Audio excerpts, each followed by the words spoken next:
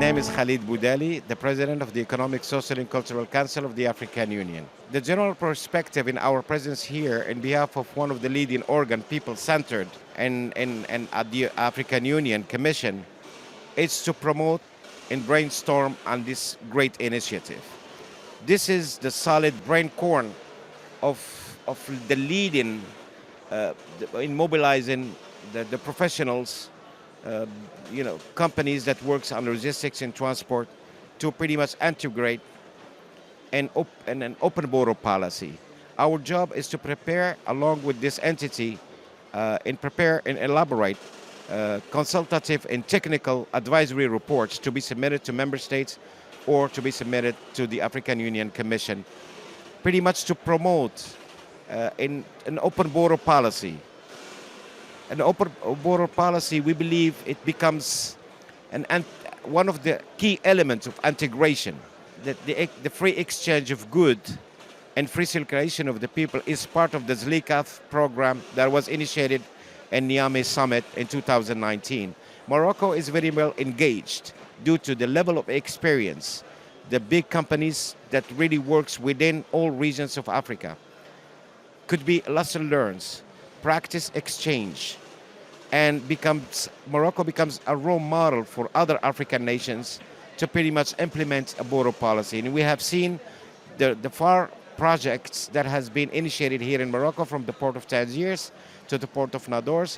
Coming up soon, the port of Dakhla is one of the leading ports that will be servicing the entire South Africa in sub-regions.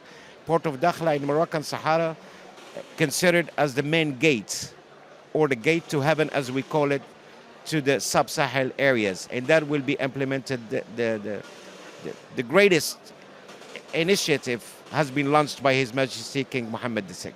Okay. Bridging the gap, that's exactly the general concept.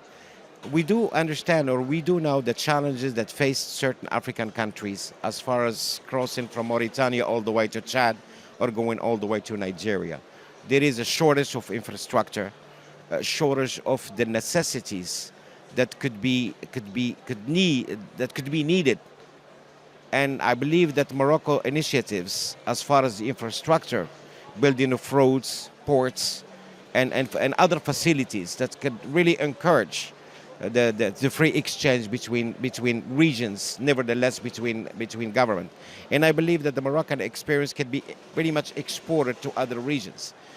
We do experience some challenges as far as security goes, peace and security, but I am sure that the African Union Peace and Security Department is pretty much engaged with the Moroccan authorities how to facilitate and engage. There is a lot of debates within the African organs how to pretty much contribute to these challenges.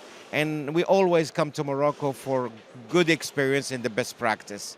And I think we can overcome these challenges if we have that united vision. And I believe that the African Union have the united vision through the implementation of the Agenda 2063. It's one of the 4 projects that pretty much need to be implemented. Nevertheless, there is a lot of sequence of problematic transfrontalier